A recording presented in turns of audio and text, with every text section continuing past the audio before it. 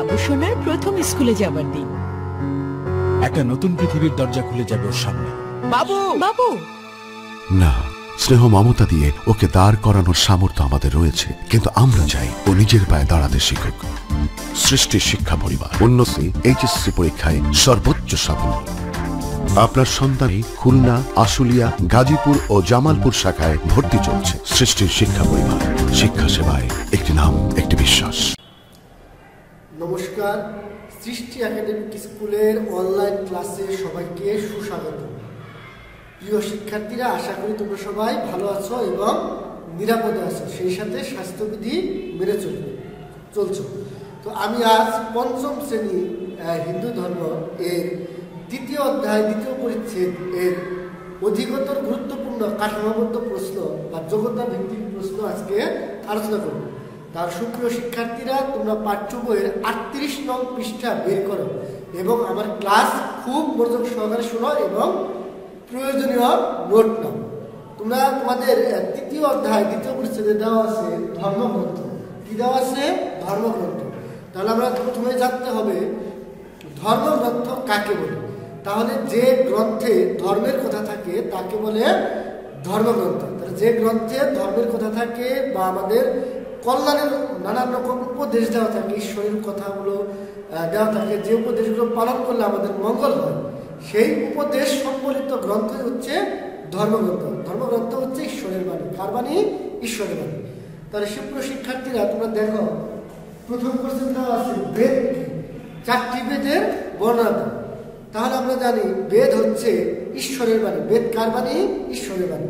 বেদ হচ্ছে 4 প্রকার। কয় প্রকার? 4 প্রকার। নাম্বার 1 হচ্ছে ঋগ্বেদ, 2 হচ্ছে সামবেদ, 3 হচ্ছে যজুর্বেদ, 4 হচ্ছে অথর্ববেদ।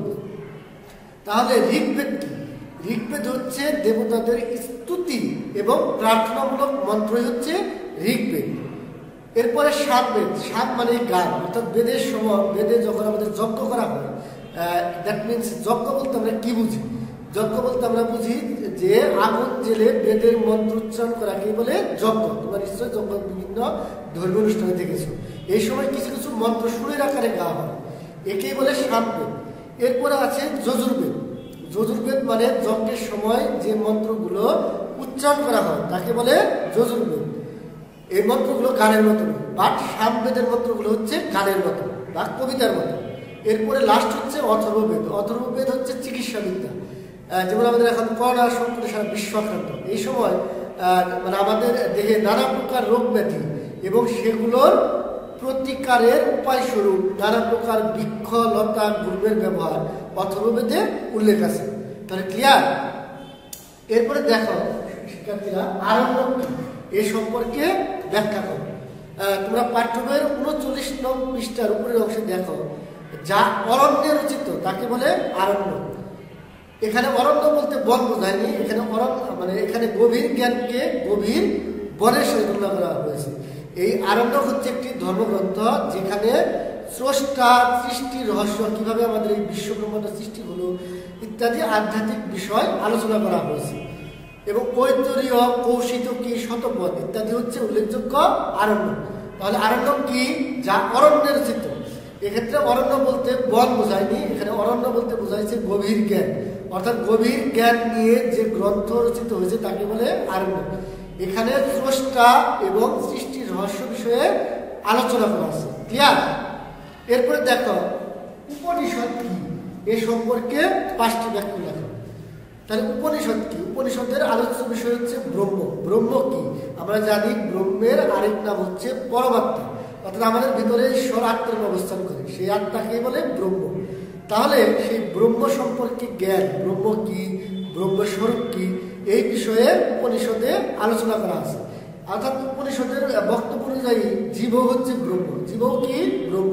আমি একটু আগে বলেছি ব্রহ্মের অপর নাম হচ্ছে পরমাত্মা।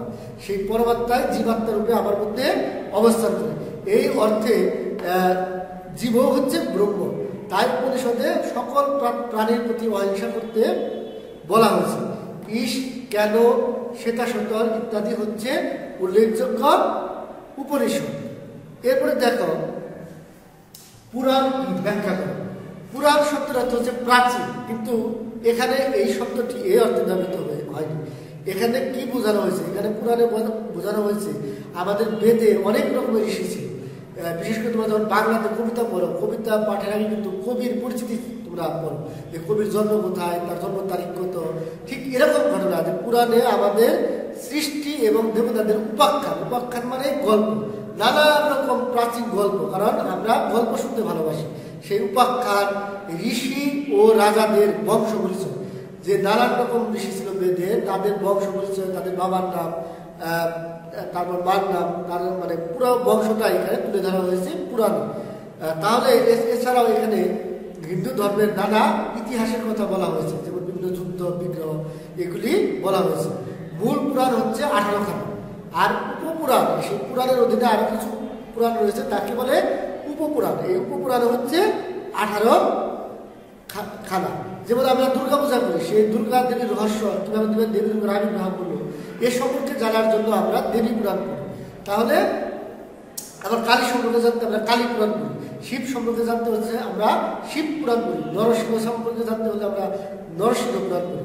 এরকম অনেক পুরাণ আমাদের হিন্দু ধর্ম আছে। তাহলে মূল পুরাণ হচ্ছে 18খানা, উপপুরাণ হচ্ছে কি 18খানা। এক্ষেত্রে দেবতা পুরাণে 3 জন দেবতার মাহাত্ম্য তুলে ধরা হয়েছে।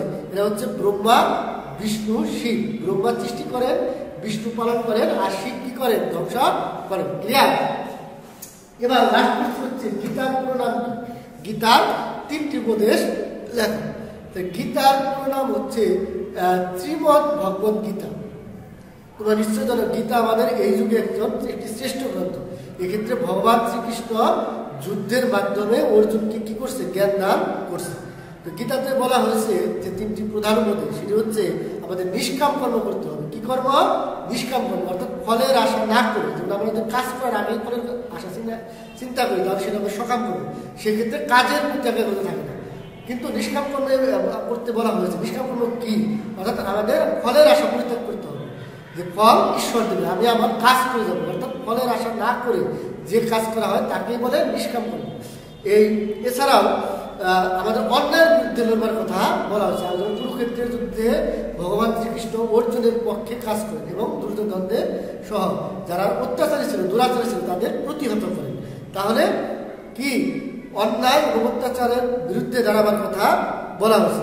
এছাড়াও বলা হয়েছে যারা শ্রদ্ধাবান মানে যারা অন্যকে শ্রদ্ধা করে তাদের শ্রদ্ধাবান বলে। যেমন সম্মান না করলে সম্মান পাওয়া যায় না, ঠিক এরকম শ্রদ্ধাবান এবং সংযমী মানে যিনি লোভ বা পাপ কাজ থেকে নিজেকে বিরত রাখে বা নিজেকে দূরে রাখে পাপ কাজ থেকে, তাকে বলে সংযমী।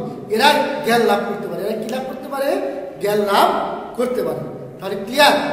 তাহলে আজকে আমি প্রিয় শিক্ষার্থীরা এই 5টি অনুধাবনমূলক প্রশ্ন তোমরা এখনই HW করে ফেলবে এবং স্কুল খুললে সেই HW আমার কাছে জমা দেবে। তাহলে আজ এ পর্যন্তই থাক। নেক্সট আমি অন্য একটা টপিক বিষয়ে আলোচনা করব। সবাই ভালো থাকো, স্বাস্থ্যবিধি মেনে চলো এবং পরমেশ্বরের কাছে নিজের এবং অন্যের মঙ্গল কামনায় প্রার্থনা করবো। সবাইকে আবার নমস্কার।